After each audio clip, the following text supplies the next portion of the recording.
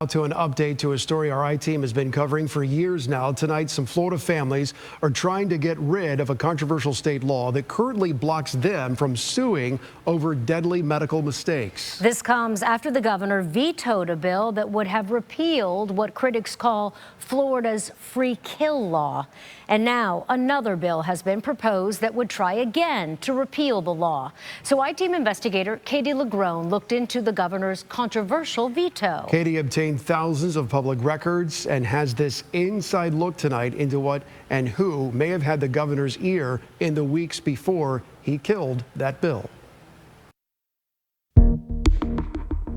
Back in May, we shared the voices of Florida families. We've requested meetings with him and to no avail. We have not even received a response to our requests for a meeting.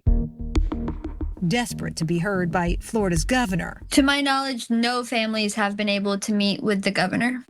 At the time, they were fighting to get Florida's Wrongful Death Act, what they call the free kill law, off the books. Last session, a bill to abolish the law received overwhelming bipartisan support. But a few weeks later, Governor Ron DeSantis vetoed it during a televised press conference at a Florida hospital. He was flanked by doctors, hospital executives, and lobbyists who argued scrapping the law would increase medical malpractice claims, insurance rates, and scare doctors out of the state. This bill would have a lot of negative impacts in a variety of ways across our healthcare system. 5 months later, newly obtained records we received through a public record request may offer the most tangible evidence yet that in the weeks before his veto, the governor ignored meeting with families, but did find time for big money special interest groups. Records show DeSantis' office was inundated with nearly 7,000 letters and emails about the repeal and possible veto, both for and against. But the majority came from people who pled with the governor not to veto the bill. Shocked and disappointed. Lauren Kornienko among them. She lost her mom to what she believes was a medical mistake, but because of the law, she can't sue for pain and suffering since her mom wasn't married and over the age of 25 at the time of her death. Families argue Florida's 35-year-old Wrongful Death Act is unfair and discriminatory. Signing HB 6017 would reaffirm your commitment to life, to families, and to our constitutional rights, Lauren stated in her letter to the governor. Lauren says she had requested a meeting with the governor, but the closest she got to him was a brief encounter with his chief of staff. It was very clear from the conversation that they were not in receive mode in talking with us. It was, the decision has already been made. That was clear. Sabrina Davis started her fight to end the law after she says her dad died of medical negligence. She says she's been trying to meet with the governor for years. I would say going on 5 years that I've been asking for a meeting with no success.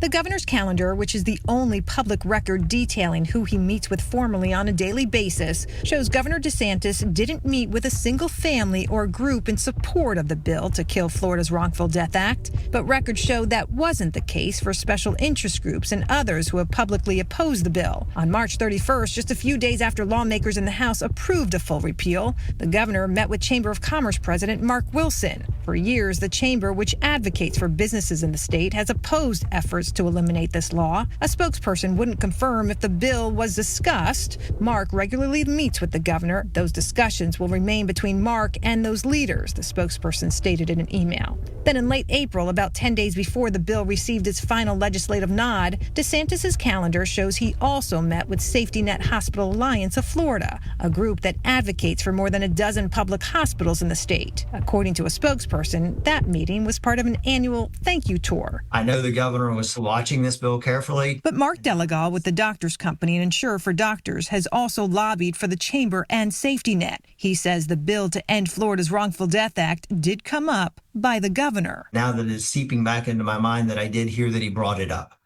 So it did get this. But he brought it up at the Net Hospital. I was not an eyewitness to that. I was not in the meeting.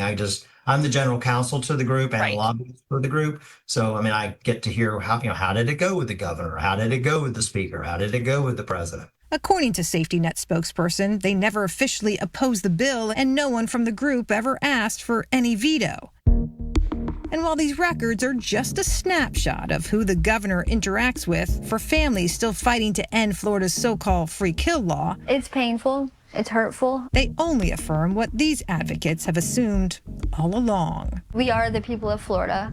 We are the ones who vote him in office, and the least he could do is talk to the families, especially about such a big bill.